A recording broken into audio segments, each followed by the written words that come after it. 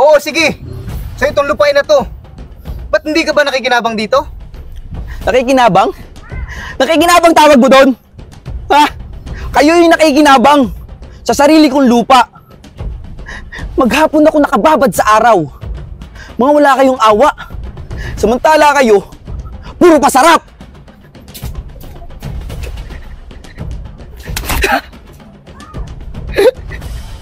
Matagal na nila ako niloloko. Ginawa nila akong alipin sa sarili kong lupain.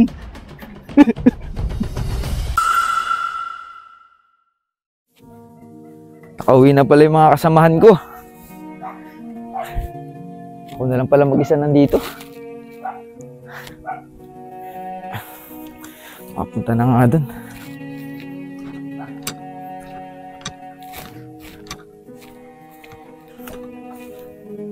Sigurado ako. Hinihintay na ako na mag-in ako sa bahay.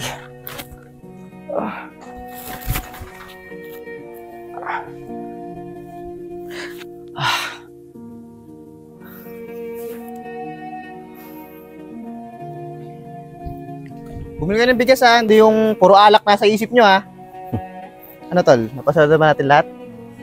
O ata. Ibig sabihin sa atin na to. Nga pala, tol. Si Baldog pa pala. Talaga yung pinsan natin na yun, napakakupad kumilos. Nag-aambunan na, nasa loob pa rin ng bahay yun. Pinsan. Pasensya na. Tinapos ko lang yung mga ginagawa ko para hindi ko nabalikan bukas. Pinsan, siya nga pala. Kunin ko na sana yung pinasok ko na 3 araw. Ibigay mo na.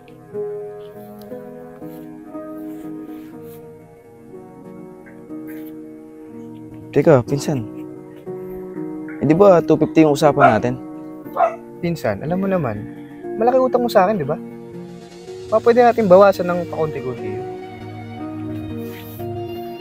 Pinsan naman, alam mo naman nagkasakit ako. Tsaka nag-aaral pa yung anak ko, pinsan eh. Baka pwedeng wag mo muna akong kaltasan. Pinsan, sa business, walang kamag-anak. Yun na nga eh. Pinsan kasi, sa totoo lang, kulang to. Ilang linggo na rin kasi ako hindi nakakabayad sa tindahan. Naniningil na rin. Baka naman pwedeng pahiramin mo muna ako kahit 500. Pwede naman pinsan, 500 lang. Kaso nga lang, tutubuan natin yung pinsan. Pinsan naman, para naman di tayo magkadugo niyan. Sabi nga ng kapatid ko, sa negosyo, wala mong kamag-anak, pinsan. Pinsan, Teka. kukunin mo ba yun? Hindi. Ikaw, nasa sayo sa. Magkano ba interest? Okay, bigyan namin ng 2%. Baka naman pwedeng babaan niyo pa, pinsan. Pinsan binigyan ka na nga eh. Ano pa ba gusto mo? Oh, sige. Okay lang. Yun. Sige. Sige, pinsan. Mas okay na yung ganun. Nagkakaintindihan tayong dalawa. Sige, pinsan. Ito 1,000. Ngayon, sa amin na yung 600. I-advance na namin, pinsan. Malam mo, magkasakit ka na naman. Hindi natin masabi. Hindi ka mapagbayad. Ikaw ang mababaon sa utang, pinsan. Pisa naman, kabibigay mo lang ng 500. Kinaltasan mo na agad. Pinsan, nag-usap na tayo kanina. 5%. Oh, siya. Sige. Pinsan, paano? Tuloy na ako. Pinsan, maraming salamat. Ingat ka, pinsan. Naway, sipagan mo palalo. Ingat. Pinsan. Salamat. Dito na ako, baka hinihintay na ako na mag-in ako. Sige, pinsan. Ingat ka palagi, pinsan.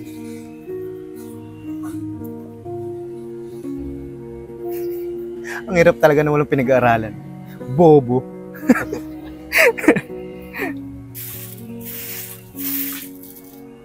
Ma, nagugutom na po ako.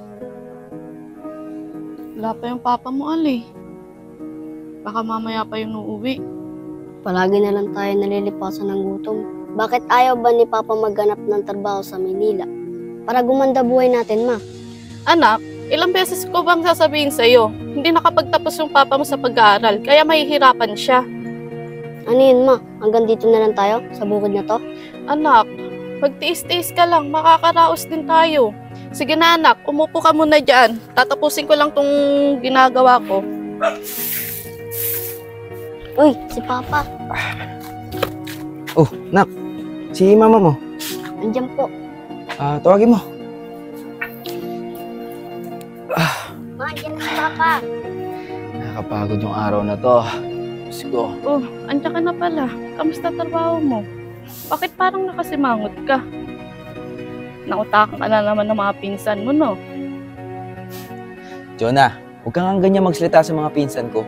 Salamat nga tayo sa mga pinsan ko eh. Nakakaraos tayo sa araw-araw. Tsaka binigyan nila ako ng trabaho. Oh, tapos pinautang pa nila ako. Huwag kang ganyan sa mga pinsan ko. At tutuusin, ang babait nga nila eh. Oh, siya nga pala. Ito. Sumahod ako ng 600. Nagtasan ako ng 100 dahil umutang ako ng 500. Bayaran mo na si Aling Nena doon. Matapos na yung problema natin. Nak! Nak! Bakit po? Sumama kay mama mo. Bumili ka ng gusto mong kainin doon. Sige na, umakad na kayo.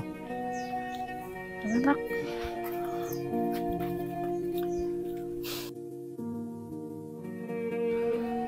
Okay, attorney. Dadalo kami. Sige, sige. Busy. Sinasabi ko sa'yo, tol eh. Gagawa't gagawa ng paraan niya si attorney para lahat to papunta kay Baldog. Ano ka ba? Kakampi ba o kalaban? Tol, masyado ka na kasing gaman. Tol, baka nakakalimutan mo. Dalawa tayo nagplano nito. Oo, nung una kakampi mo ko.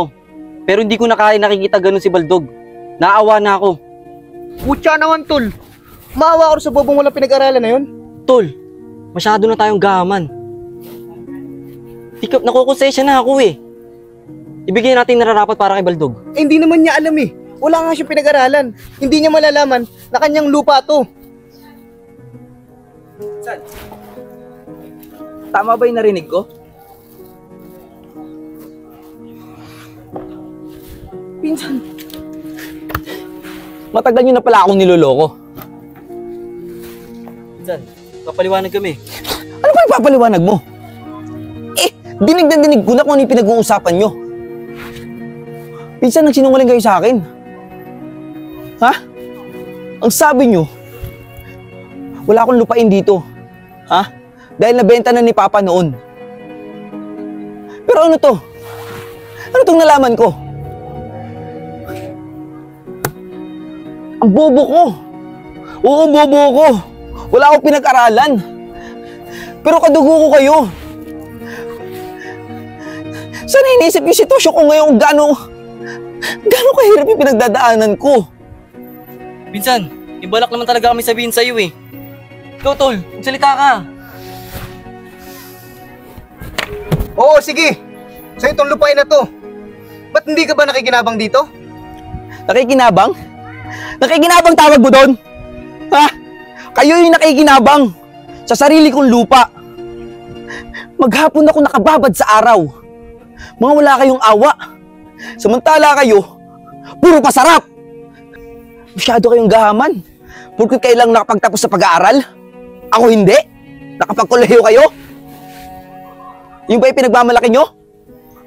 Kaya, ganun na lang, pulukohin nyo ako. Grabe kayo.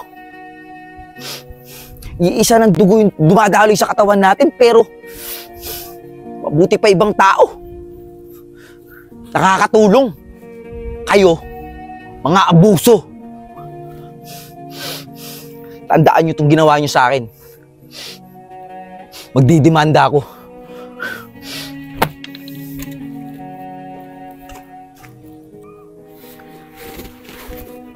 Anong gagawin natin ngayon, tol? Pwede ba? Huwag kang sumabay. Dinadagdagan mo lang yung problema.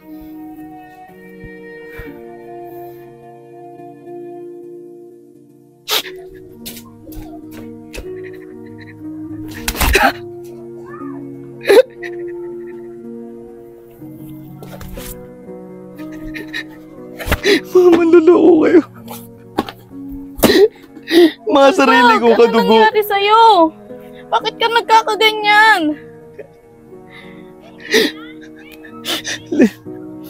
Diyan na niloko ko ng mga pinsan ko. Matagal na nila ako niloloko. Ginawa nila akong alipin sa sarili kong lupain. Di ba? Hindi ka naniwala sa akin eh. Na matagal ka na niloloko ng mga pinsan mo. Oo, kasalanan ko na. Kasalanan ko lahat. Bobo nga kasi ako. Hindi ako nakapagtapos. Ako nasisihin nyo lahat. Problema na. Oo, ako may kasalanan.